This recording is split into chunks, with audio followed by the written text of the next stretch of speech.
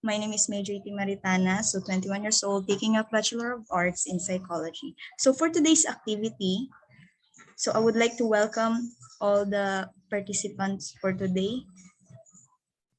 So let me introduce to you the house rules. So the house rules is you can turn off or turn on your microphones for more interaction activity. So I hope that you will enjoy this activity. So let's start our icebreaker. So the icebreaker will be entitled as the grocery list game. So the purpose of this activity is will provide a great warm-up to the brain. It will test the ability of the participant to recall and properly order list. So the materials are paper and pencil. So may mga materials po ba tayo dyan? Opo, meron po. So for the mechanics, the first is the participants will prepare a paper and pen. Next is when the participants are ready, a picture will be shown in the screen. The participant will given 1 minute to see the picture, and then the participants will recall and write what is inside the picture as long as they remember. And the last one is the more things that they write, the bigger points they will get. So, klaro po? Yes po. Okay, so I have... Okay. So this is the picture. So I will give you 1 minute to look the picture. So timer starts now. 1 minute lang po ha.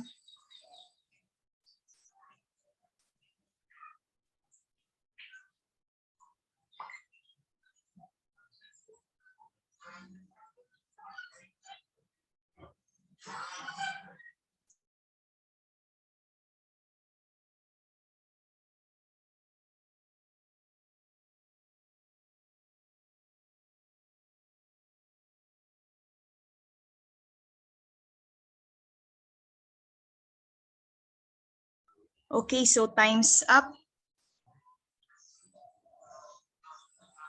So using your pen and paper, kailangan nyo isulat yung mga nakita nyo dun sa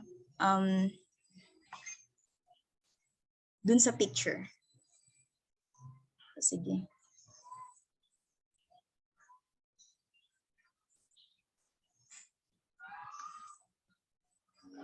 I will give you 2 minutes.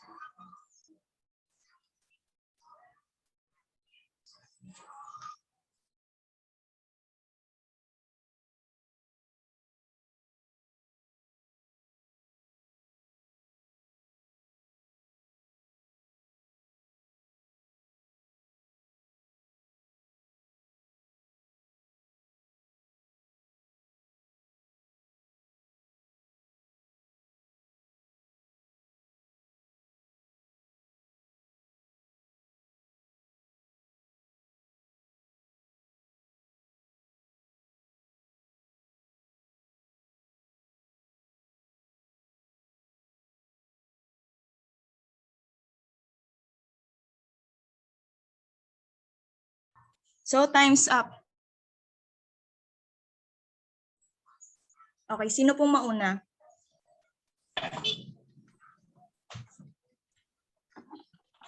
Ako na lang.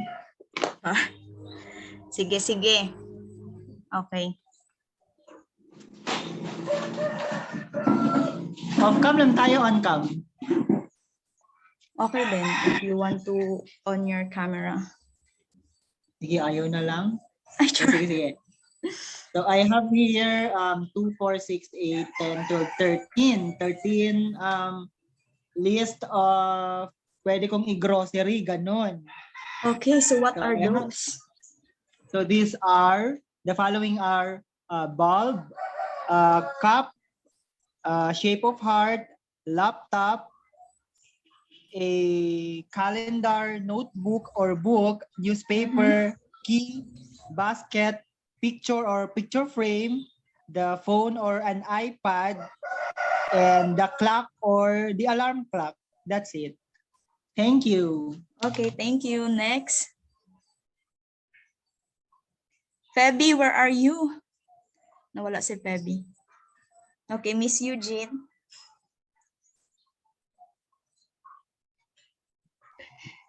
Pwede pakiulit yung instruction. What? Okay, so ano? Kasi na may ginawa ako. Sige. Ano lang next? Sige, si Jamaica muna. Okay. Go, Dai. So, ang lista ko dito is camera, phone, light bulb, laptop, basket, cup, groceries, case, book, pencil, newspaper, clock, and calendar. So, ilan lahat? Yun lang. Hindi lang. 2, 4, 6, 8, 10, 12. Ilan?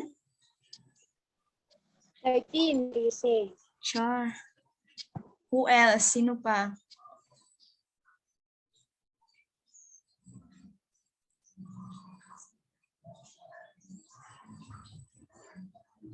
Miss Angela.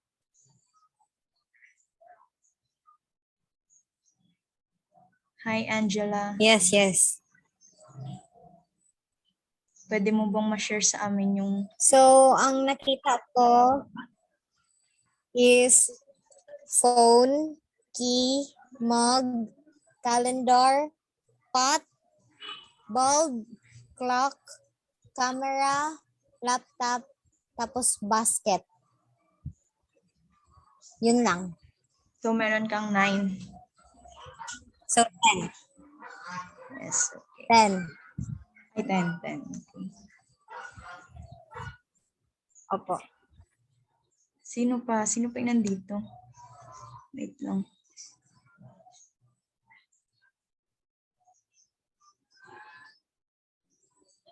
So, thank you for the participation. So, next is, okay, ang pinakamataas na naka-remember nung activity kanina is si Sam and Jamaica. So, sila yung may pinakamataas. It means that their memory when it comes to remembering something is, parang sharp siya, ganon. So, let's continue. So let's proceed now to our main activity. So our main activity is the categories.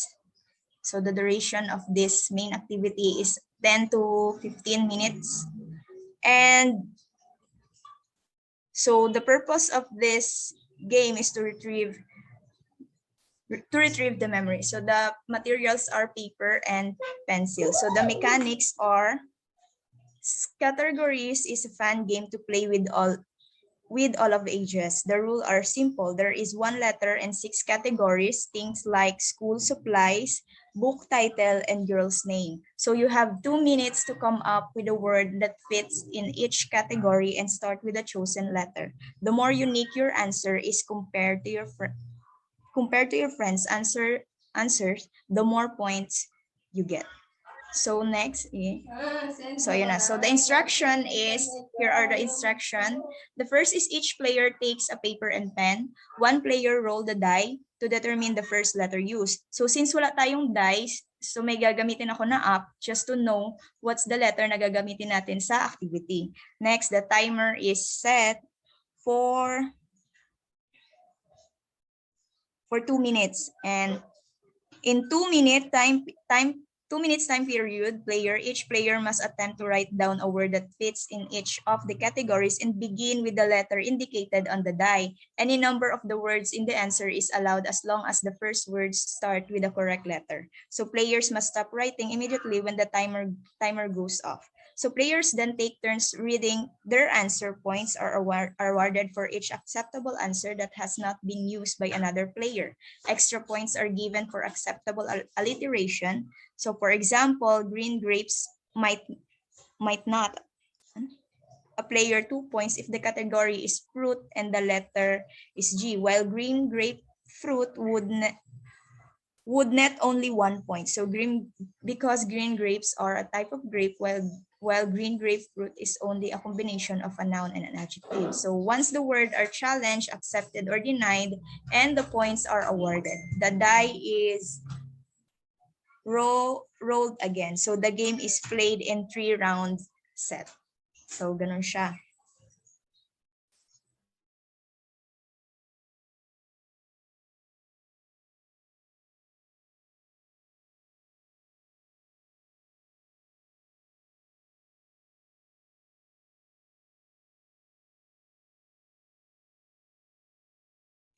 So yun, naintindihan niyo siya?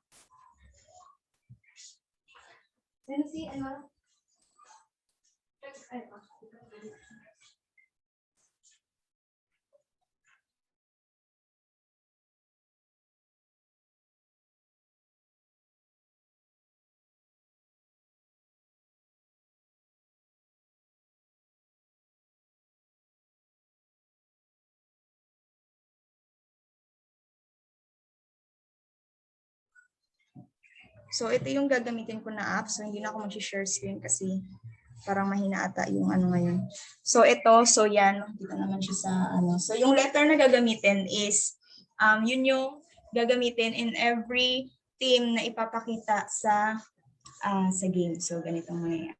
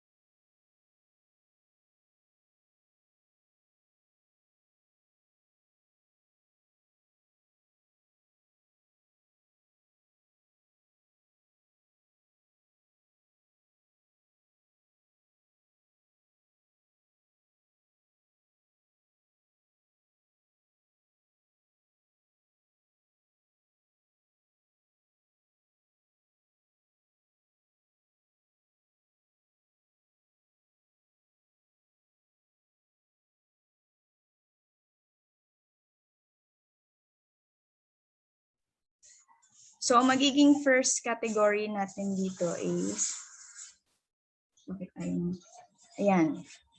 So ang first is drama movies and dog breed. So magkakaroon ng dog breed, bodies of water, drama movie title, insects, famous actor, and famous Korean drama.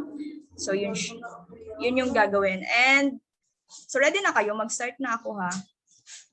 Para ano tayo mabilis. Sige, sige. So ang first letter niya is, wait, 2 minutes. 2 minutes lang ang gamitin natin. Okay. So, ito siya. So, ayan. Asa may camera? Ayan. So, ang first letter is, so letter C. So, sa letter C na letter is, release kayo ng dog breed na start with letter C, bodies of water start with letter C, and so on. So, bibigyan ko lang kayo ng 2 minutes. So, ready na? Ready na ang all? Yes. Sige, sige. So, timer starts now.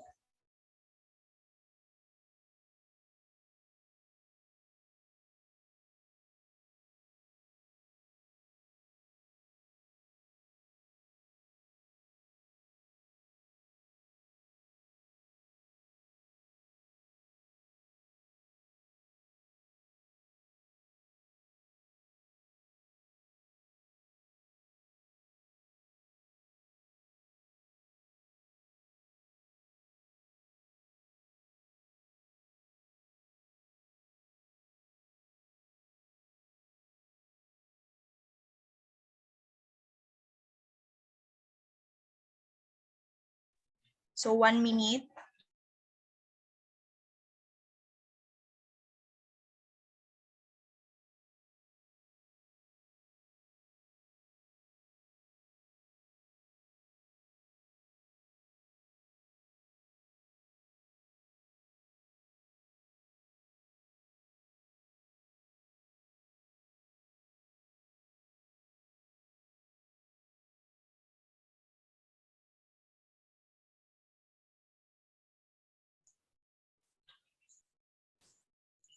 Thirty seconds.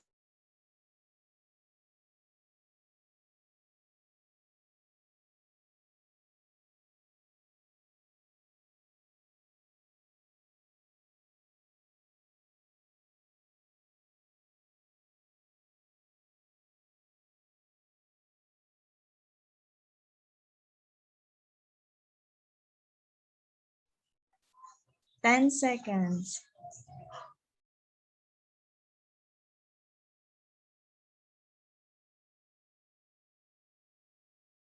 Okay, time's up. So, sino pong gusto mag-una? Time's up na po tayo. Feel ko gusto mauna ni Angela. Meron ako dito 4. Sige, Kuya Sam. Let's So start. for famous actor, Daniel Padilla, Okay. and for Wait lang. Ay, okay. okay lang.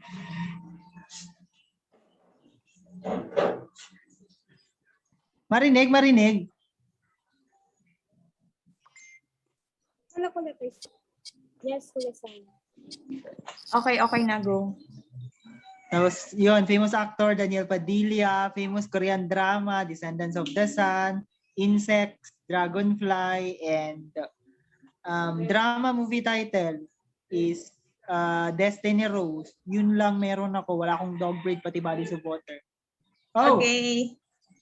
Thank you. Next. Sino pang gusto?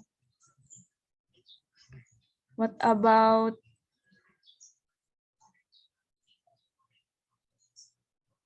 Jamaica? Hi, Jai.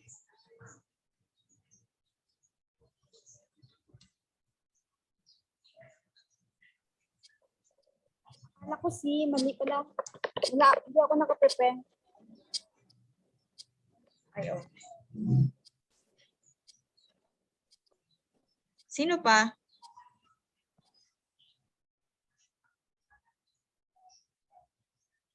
Eugene? Hello? Okay ka lang?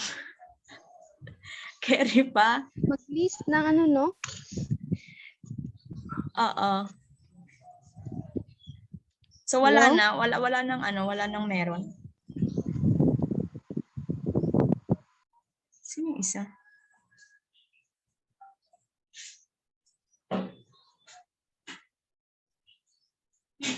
So since yun nga mahina siguro yung connection natin dyan. So let's move to the second round na lang. So ang gagawin is magbibigay ako ng letter, first letter, and then the categories na ibibigay ko is dapat magbibigay kayo doon ng word na nagsa-start with the letter na ibibigay ko.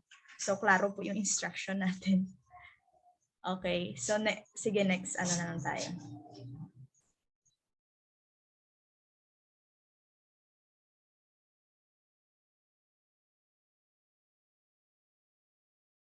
So yung next category natin is animals and TV stars. So ang letter is, ayan. Saan pa? Ayan. So start with letter I. So again, start with letter I. Mag-isip kayo ng words na nagsa-start with letter I sa animals, color, name, country, things you find in space, and movie title. So start tayo, 2 minutes. Okay, your timer starts now. 2 minutes lang po.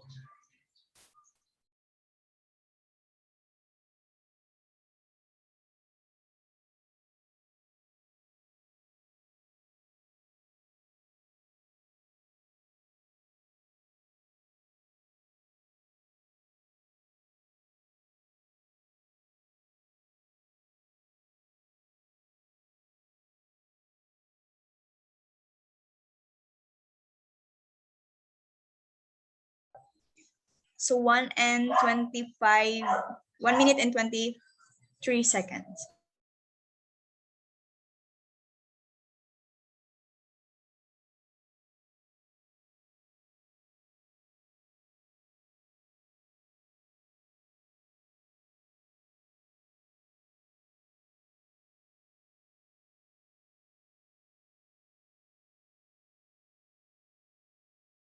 "59 seconds.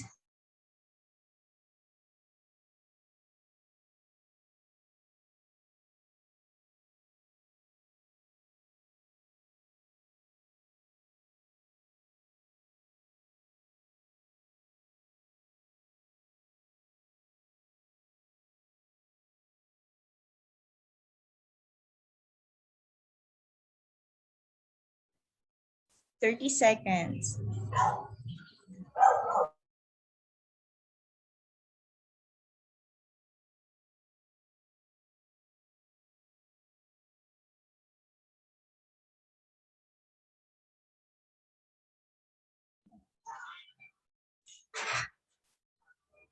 "10 seconds.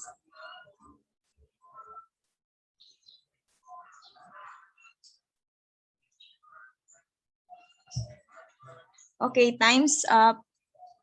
So, okay, sinong gustong mauna? Go. Okay, Kuya Sam, go. Start Ay, with ako na letter naman. I. It starts with letter I. For animals, iguana. For color, I have indigo. Mhm. And sa name kay Inigo Pascual. Sa country, I have India, Israel, and Italy. And for things you find in space, wala. Di ko familiar masyado or nalibog lang ako. And for number 6 movie title, I have Iron Man and Into the Woods. Okay, thank Thank you. you.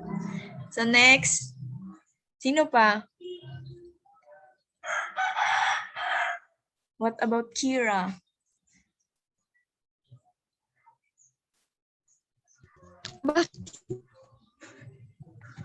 Ha? Same kami ni Kuya Sam sa 1, 2, 3, kag 4. Okay, so same Iguana, lang. Indigo Pascual, India or Indonesia. Sa number 5, wala. Sa number 6, impossible. The impossible. Okay, okay. So next. Thank you, Miss Kira. Eugene. Pare-pareho lang kami. Hindi lang nasulat ko dito. Ito basahin ko. Iguana sa animal. Indigo yung color. Sa country naman, Iceland. And movie title, Iron Man. So, yun lang na meron ako dito. Next. Hi, Ate Junisa. Hello, di ko naabutan yung mechanics ng game. Bago lang ako nakapasok. Ay, okay, okay. So, okay. What about Miss Angela?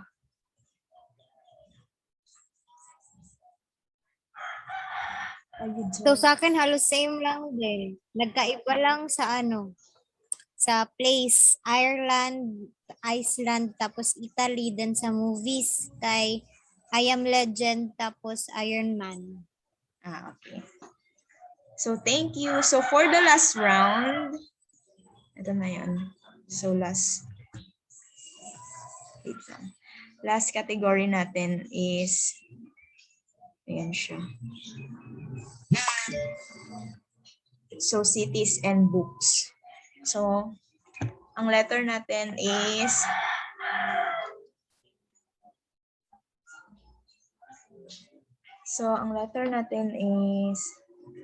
letter P. So, mag-start kayo ng letter P sa categories na meron. So, start tayo. Your timer starts. Now, 2 minutes po.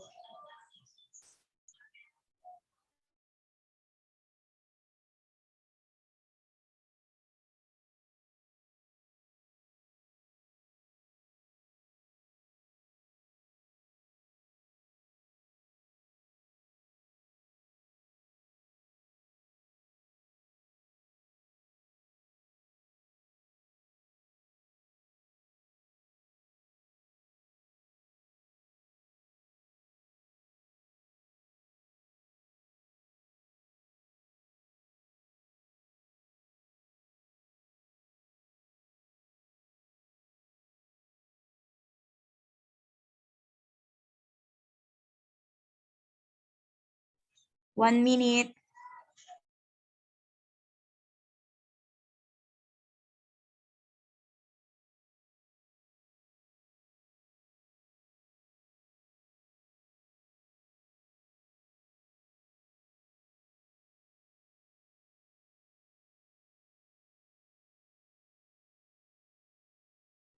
Thirty seconds.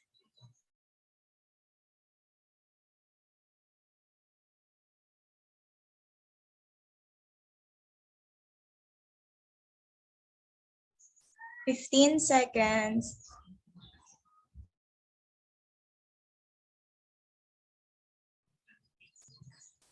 5, 4, 3, 2, 1. So time's up. Okay, sinong gustong mauna from my, ano na lang, ilan na lang participants ko? Sige, Eugene. Baka gusto mo mag-try. Ano masulat ko lang dito, pandan.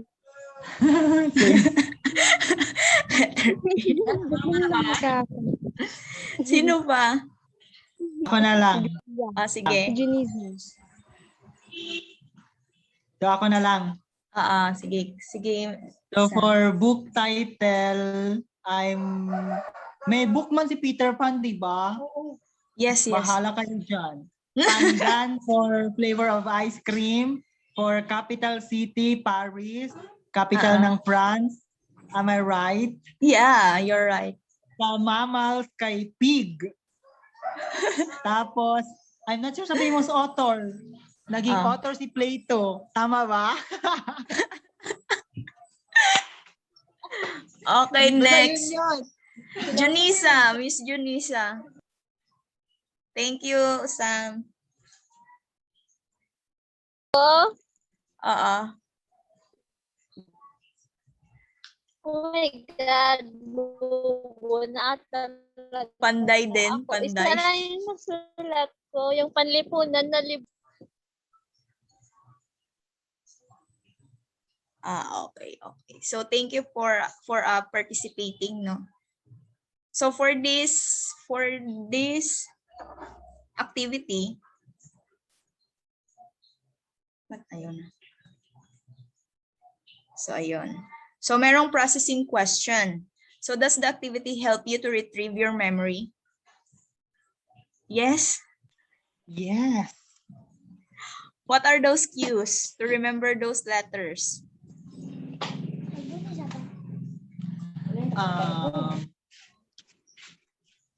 Basta, napipressure ako mag-isip. Kasi may time pa naman. Oh, nakaka-pressure kasi merong time, no? So sige, let's proceed.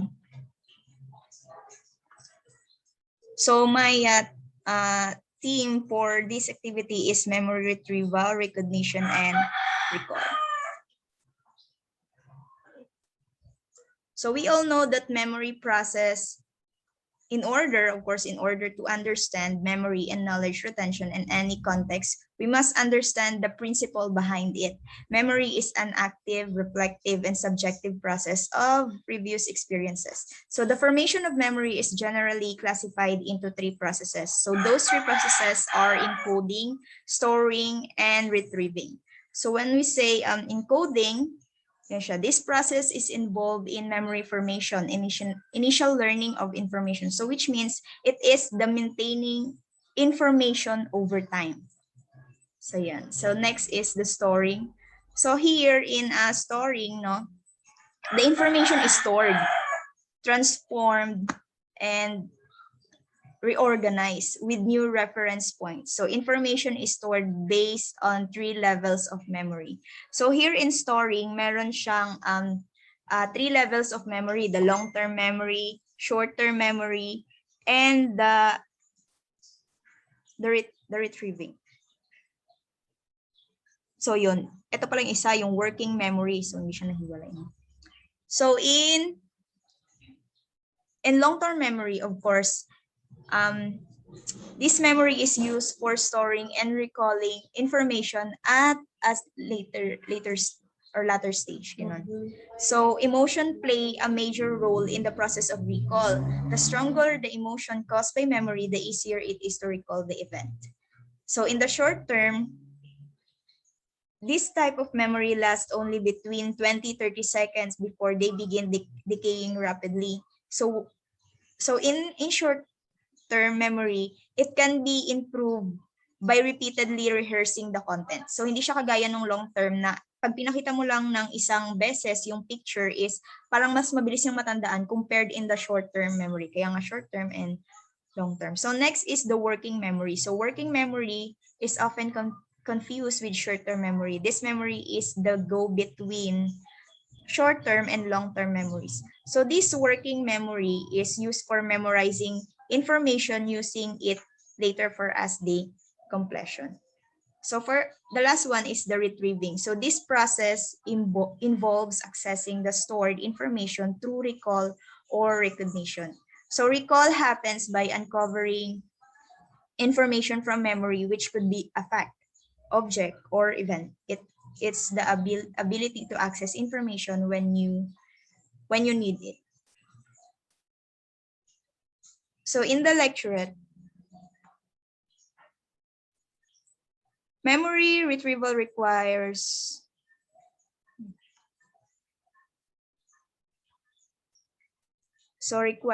revisiting the nerve pathways formed during the encoding the storage of the memory. So how quickly a memory is retrieved, it depends upon the strength of neural pathways formed during in its encoding. So memory recall or retrieve, it's remembering the information or events that were previously encoded and stored in the brain. So ganun lang siya. So in the patterns of retrieval, before that, there are two main types of memory retrieval. The recall and recognition. So in recall, the information must be retrieved from memories. In recognition, the presentation of familiar outside stimulus provide a cue that the information has been seen before. So a cue might be an object or a scene. So recall may be assisted when retrieval cues are presented that enable the subject to quickly access the information in memory. So in the patterns of memory retrieval, there are three main types of recall studied in psychology. Yun. The serial recall, free recall, and the cued recall. So when we say serial recall, so when a people tend to recall items or events in order in which they occurred, so this is called serial recall and can cause to help cue memories. By thinking about a string of events or even a words, it is possible to use the previous memory to cue the next item in the series. So serial recall helps a person to remember the order of the events in his or her life. These memories appear to exist a continuum on which more recent events are more easily recalled. So yun. When recalling serial items presented as list, so yun, the primary effect occurs when a participant remembers words from the beginning of at least better than words from the middle or the end. So ganun siya nag-go. So sa serial So sa pre-recall occurs when a person must recall many items but can recall them in any order. It's another commonly studied paradigm in memory research. So like serial recall, pre-recall is subject to the primary and recency effect. So ganon. So yung cued recall naman occurs when a person is given a list to remember and is the given cues during the testing phase to aid in the retrieval of memories. So mag-proceed tayo sa two-stage theory. So in two-stage theory, so memory recall and retrieval involve remembering different types of memory stored in the brain. So one can experience the memories by the process of memory retrieval or recall. So the speed of memory retrieval and recall depends on the strength of neural pathways formed in the earlier stage of memory processing.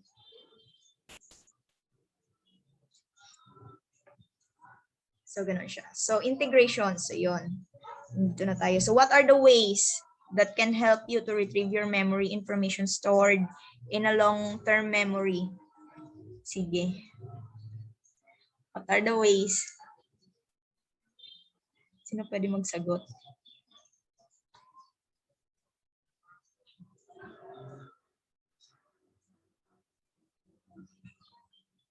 Miss Eugene. For me lang opinion ko lang. Sige. Pwede mo siyang gamiting technique yung i-associate mo yung bagay sa halimbawa, yung mga word i-associate mo sa isang bagay. Ganun.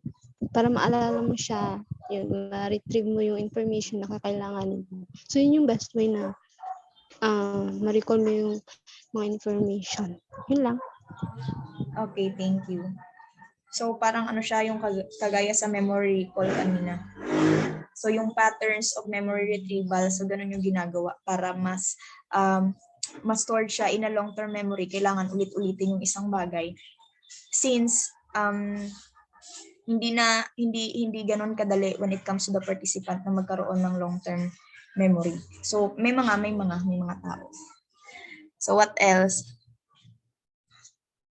So wala na. So ito, last activity.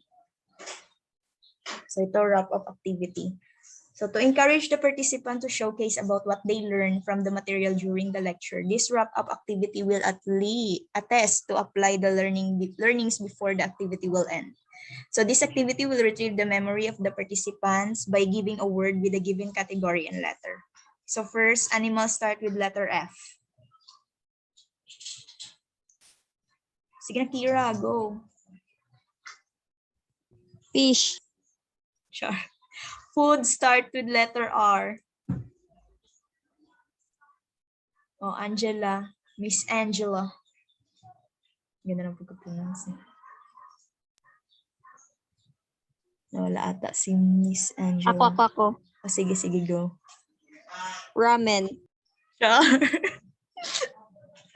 K-pop yarn. Sige, brand starts with letter N. Nike. So, fruits start with letter O. So, pinakamadali. With yan siya. Orange. Siya. So, I think that's all. So, thank you so much for participating this activity, no? So, I hope nag-enjoy kayo and I hope na meron kayong natutunan for this activity. Once again, thank you and good afternoon, everyone. Welcome. Welcome.